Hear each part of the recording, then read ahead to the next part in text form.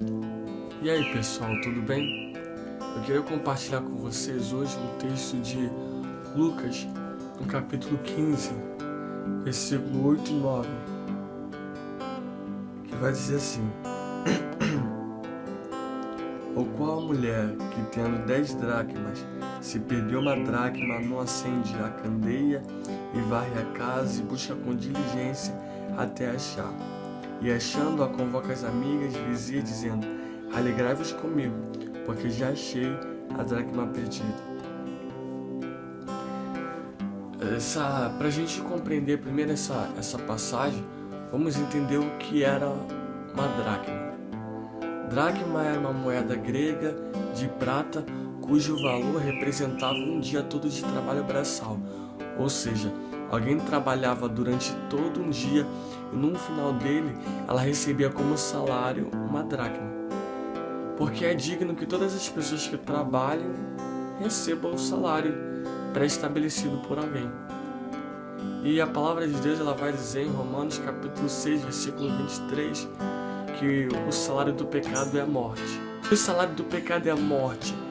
E nós merecemos receber o fruto do nosso trabalho, então nós merecemos estar mortos.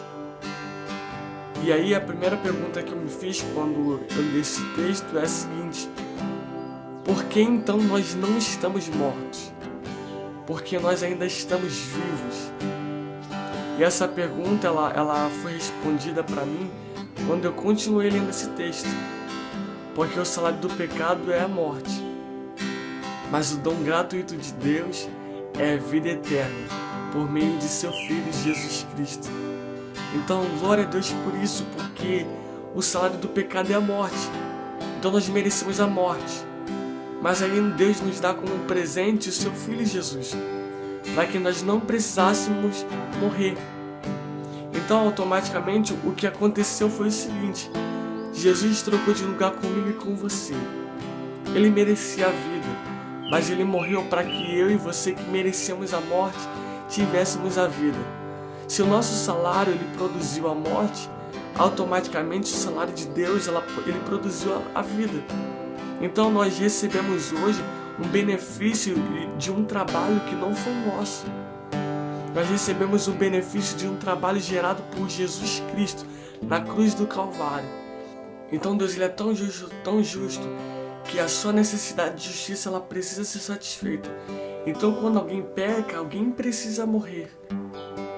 E aí a gente vai ver em 2 Coríntios, no capítulo 5, versículo 21, que aquele que não conheceu o pecado se fez pecado para que se cumprisse a justiça de Deus.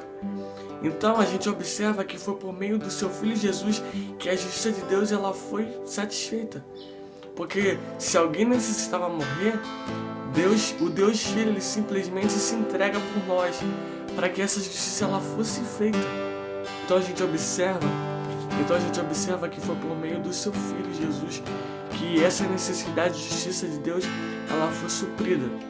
Então você entendendo a dracma, você entendendo que era um esforço gerado por alguém, a gente logo entende e se torna grato a Deus, porque nós hoje desfrutamos da dracma dada por Jesus Cristo. A gente desfrutamos do esforço gerado por Jesus Cristo, Filho de Deus. E aí quando uma mulher naquela época ela tinha 10 dracmas, isso representava que essa mulher ela era noiva. Ou seja, essa mulher ela tinha um compromisso com alguém. Então a gente pode entender que essa mulher ela se recusava a sair sem aquele colar.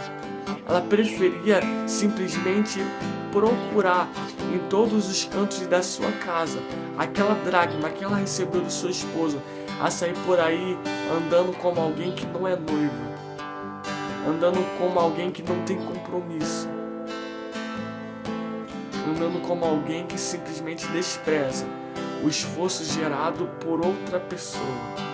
Então essa mulher ela procura em todos os cantos da casa até encontrar, e ela acaba encontrando. Então a gente tem que fazer igual essa mulher. Se você é noiva, se você é noiva de Cristo, se porte como uma. Porque talvez naquele período, naquele tempo, outras noivas elas poderiam menosprezar a sua aliança com o seu noivo e sair por aí como alguém que não tem compromisso. Mas as noivas que valorizavam o compromisso com o seu noivo saíam com o seu colar. E essa palavra ela vai trazer dois tipos de pessoa. Uma pessoa que é noiva e respeita o compromisso com o seu noivo, e uma pessoa que é noiva, mas não valoriza o compromisso com o seu noivo. Então, se eu ajo como alguém que não tem um compromisso, se eu quero ter a minha vida fora do padrão, daquilo que Deus estabeleceu para a minha vida, eu simplesmente estou agindo como alguém que não valoriza o seu compromisso com o seu esposo. E eu quero deixar essa palavra para você, que você possa refletir e ser grata a Deus e valorizar o esforço por Ele gerado na cruz do Calvário. Fica com essa palavra, que Deus possa te abençoar. Fui.